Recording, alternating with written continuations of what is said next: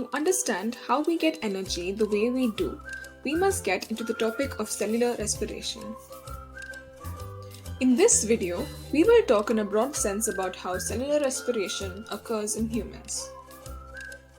Now, before we begin, let's go over a few things that you might or might not already know, but are important to go over before we consider the topic of respiration. Firstly, let's talk about cells.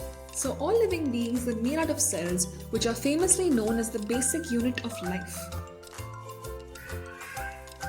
Over the last 200 years, there have been a release of many greenhouse gases and other pollutants into the atmosphere, which has led to a number of harmful changes to the climate and the lives of people worldwide. Most importantly, the climate crisis has been caused by activities led by us humans, not other plants, insects, or animals. Therefore, in this video, as we must in our everyday lives too, we will think about how to bring justice to all living beings living on our earth. The heart works to pump blood throughout the body to transport vital nutrients and wastes. Animals, including us humans, consume food for sustenance and for nutrition. The Earth's atmosphere, which is commonly known as air, is composed of many gases, including nitrogen, oxygen, carbon dioxide, carbon monoxide, neon, hydrogen, and so on. Forests release oxygen into the air via photosynthesis. They also absorb large amounts of carbon dioxide, thus termed carbon sinks.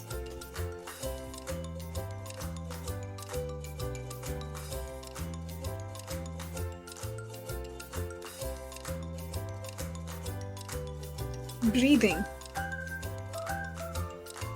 Breathing refers to the taking in of air in and out of the body. Air enters our nose, passes through the windpipe, and reaches the lungs and back out the same way. The muscular diaphragm, sitting below the lungs, helps this process. Breathing provides the oxygen necessary for aerobic respiration. It is air that we breathe in and breathe out. That is, it is a composition of oxygen, carbon dioxide, nitrogen, and other particles, including dust and pollutants, that we breathe in and also breathe out. However, after we breathe in, some oxygen is absorbed into the body for cellular respiration.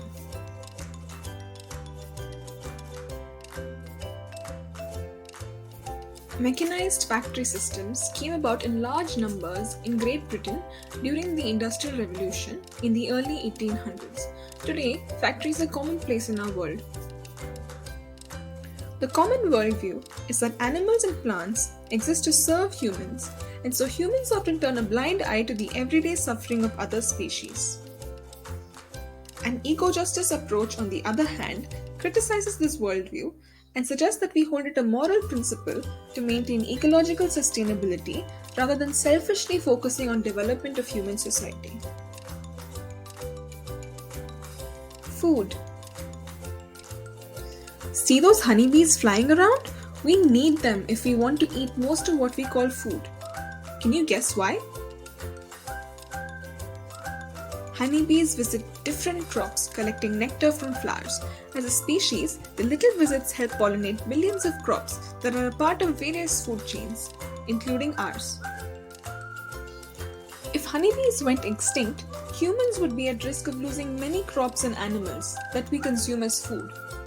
Carbohydrates in foods have glucose, which we require for respiration. Since crops need pollinators, you can guess how important bees are for our ecosystem.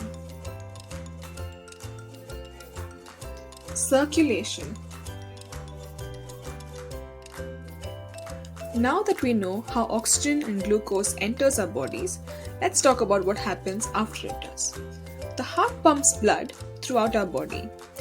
Blood travels through the veins and arteries, moving oxygen from our lungs to all the cells in our bodies, and carbon dioxide from all cells back to our lungs. Blood also carries glucose to all of our cells. Cellular respiration is a process that releases energy in each cell and for each cell, keeping us alive. Aerobic respiration is a form of cellular respiration that is common to many living beings, including humans. Human beings can also respire anaerobically, but aerobic respiration is the main process by which we get energy. The following process occurs in every living cell of our bodies. Oxygen and glucose combine and are combusted to release energy, carbon dioxide, and water. Take this quote from a United Nations conference in 2019.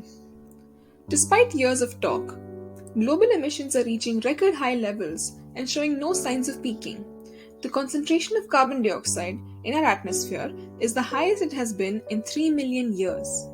The last 4 years were the 4 hottest on record, and winter temperatures in the Arctic have risen by 3 degrees Celsius since 1990. The latest analysis shows that if we act now, we can reduce carbon emissions within 12 years and limit global warming to 1.5 degrees Celsius. But if we continue along our current path, the consequences are impossible to predict. Now take a minute to ponder on this. Which of the following would you say is true about the consequences of air pollution? Pause this video if you need more time and comment down below what your answer is and why you chose it.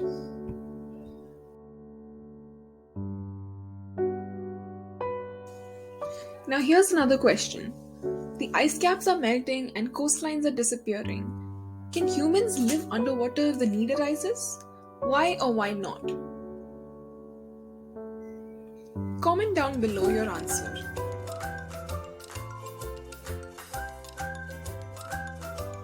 Now that we've come to the end of this video, let's tie everything together with a quick recap. Air in the atmosphere enters and exits our lungs while we are breathing so that we can absorb oxygen and release carbon dioxide.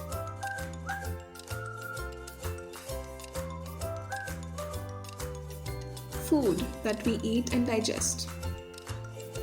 So why are we talking about air, breathing, circulation and food? This is because they are all part and parcel of the process of cellular respiration. Cellular respiration is a process that releases energy in and for each cell, keeping us alive.